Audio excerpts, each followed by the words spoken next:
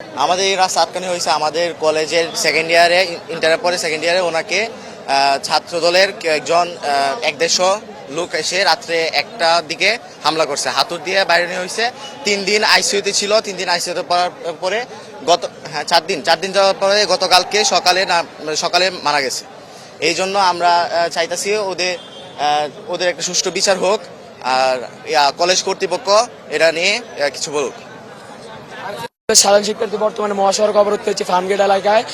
গত 4 দিন আগে তেজগাঁও কলেজ ছাত্রাবাসে আমরা সাধারণ শিক্ষার্থীরা অবস্থান করবো। আমরা জানতে পারি ছাত্র দলের প্রেসিডেন্ট, তরুণ সমর্থক, কিছু নেতাকর্মী এবং বহিরাগত নেতাকর্মীরা মাদকদ্রব্য সেবন করছিল।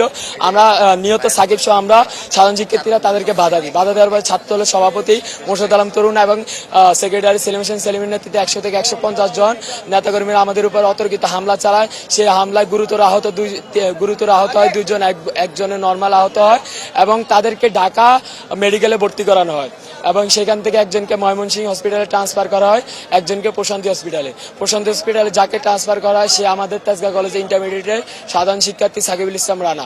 সে 3 দিন আইসিইউতে মৃত্যুর সাথে পাঞ্জালার পর গতকাল তাকে প্রশান্তি হসপিটাল মৃত ঘোষণা করা হয় এবং আমরা এর বিচারের দাবিতে রাজপথে নেমেছি। আমরা এর বিচার না হওয়া পর্যন্ত রাজপথ থেকে আমরা সরব না, মহাসড়ক অবরোধ থাকবে, প্রতিদিন আন্দোলন চলবে। আমরা ছাত্রদলের সভাপতি, সেক্রেটারি বিচার চাই, তাদের ফাঁসি চাই এবং আমরা প্রশাসন থেকে কোনো জবাব পাই না। প্রশাসন কোনো জবাব দিচ্ছে না। এর জবাব দিতে হবে। প্রশাসন কেন পদক্ষেপ নিচ্ছে না?